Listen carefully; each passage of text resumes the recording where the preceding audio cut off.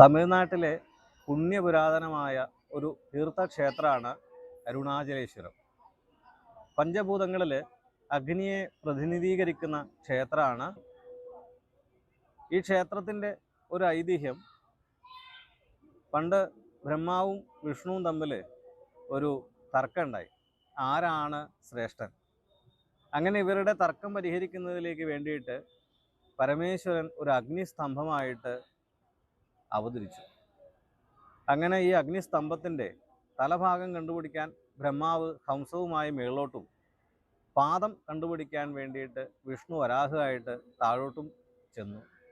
വിഷ്ണു കുറേ ദൂരം ചെന്ന് കഴിഞ്ഞപ്പോൾ മനസ്സിലായി ഇത് കണ്ടുപിടിക്കാൻ സാധിക്കില്ല, തോൽവി സമ്മതിച്ച് തിരിച്ചു വന്നു. എന്നാൽ ബ്രഹ്മാവ് താഴമ്പൂവിനെ കൂട്ടുപിടിച്ചിട്ട് ഞാനിതിൻ്റെ അഗ്രം കണ്ടു എന്ന് പറഞ്ഞു, തല കണ്ടു എന്ന് പറഞ്ഞു. കളവ് പറഞ്ഞതിനെ തുടർന്നിട്ട് മഹാദേവൻ ബ്രഹ്മാവിനെ ശപിച്ചു. ഭൂമിയിൽ ബ്രഹ്മാവിന് ക്ഷേത്രങ്ങളില്ലാതിരിക്കട്ടെ എന്നും താഴമ്പൂവിനെ പൂജയ്ക്കെടുക്കാതിരിക്കട്ടെ എന്നും. അങ്ങനെ ഈ അഗ്നിസ്തംഭം ഭക്തരുടെ അഭ്യർത്ഥന പ്രകാരം ഒരു വലിയ മലയായി. അതാണ് തിരുവണ്ണാമല. ഈ മലയുടെ ചുവട്ടിൽ മഹാദേവൻ ലിംഗരൂപത്തിലാണ് ഇരിക്കുന്നത്, അരുണാചലേശ്വരനായിട്ട്. ഈ ക്ഷേത്രത്തിൻ്റെ ഒരു പ്രാധാന്യം എന്ന് പറയുന്നത്, കാശിയിൽ ദർശിച്ചു കഴിഞ്ഞാൽ മുക്തി എന്നാണ്. ചിദംബരത്ത് ജനിച്ചു കഴിഞ്ഞാൽ മുക്തി. എന്നാൽ അരുണാചലേശ്വരനെ നമ്മൾ സ്മരിക്കുമ്പോൾ തന്നെ നമുക്ക് മുക്തി ഉണ്ടാവുന്നതാണ്.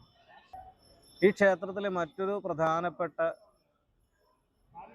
കാര്യം എന്ന് പറയുന്നത്, ഈ മലയ്ക്ക് ഗിരിവലം വയ്ക്കുക എന്നാണ്. പൗർണമി നാളിലാണ് പ്രാധാന്യം.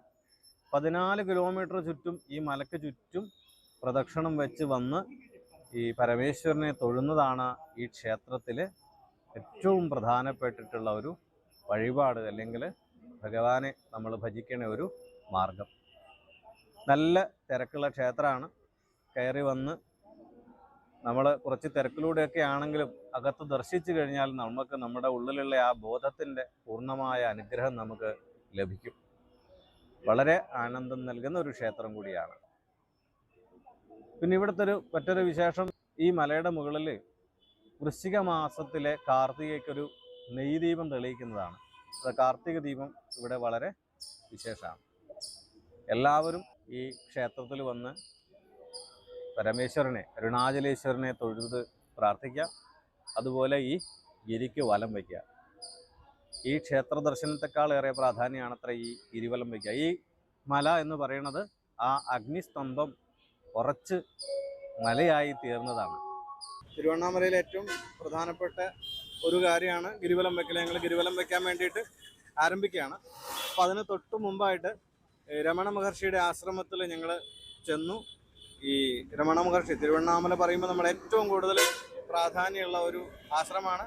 അതുപോലെ രമണ മഹർഷി ഏറ്റവും പ്രധാനപ്പെട്ട ആധുനിക കാലഘട്ടത്തിൽ ഏറ്റവും വലിയൊരു സിദ്ധനായിരുന്നു. അദ്ദേഹത്തിൻ്റെ ആശ്രമത്തിൽ പോയി മെഡിറ്റേഷനൊക്കെ കഴിഞ്ഞു. ഞങ്ങൾ ഇവിടുന്ന് ഇനി ഗിരിവലം വയ്ക്കാൻ വേണ്ടിയിട്ട് ആരംഭിക്കുകയാണ്.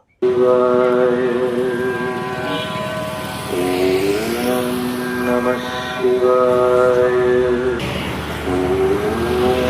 നമഃ ശിവായ,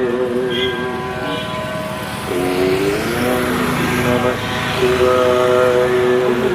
ഈ ഗിരിവല പാതയിൽ നമ്മൾ പ്രധാനമായിട്ട് ദർശനം നടത്തേണ്ട 8 ലിംഗങ്ങളുണ്ട്.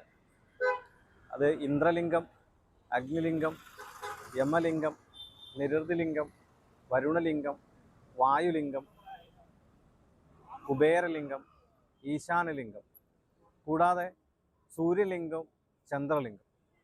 ഇങ്ങനെ ഇത്രയും ശിവലിംഗങ്ങൾ ഈ മലയ്ക്ക് ചുറ്റുമായിട്ട് പ്രതിഷ്ഠിക്കുകയാണ്.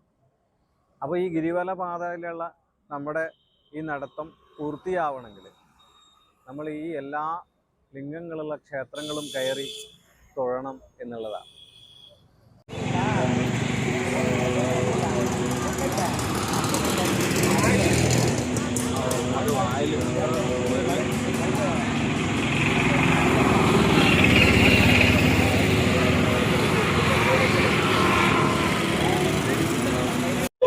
ഇങ്ങനെ ഗിരിവലം വെച്ച് വീണ്ടും അരുണാചലേശ്വരൻ്റെ സന്നിധിയിലെത്തി. അവിടെ നാളികേരമുടച്ചു, നെയ്ത്തിരി കത്തിച്ചു വെച്ച് ഭഗവാനിൽ നമ്മളെല്ലാം സമർപ്പിച്ചു. ജീവിതത്തിലെ വലിയൊരു അനുഭവം തന്നെയാണ് ഈ ഗിരിവലം എന്നുള്ളത്. അരുണാചലേശ്വര ദർശനം രാവിലെ തുടങ്ങി ഈ വൈകുന്നേരം, ഈ രാത്രി വരെയും ആ ഭഗവത് ഭജനത്തോടു കൂടിയിട്ട് ഈ തിരുവണ്ണാമലയിൽ ഞങ്ങൾ കഴിഞ്ഞു.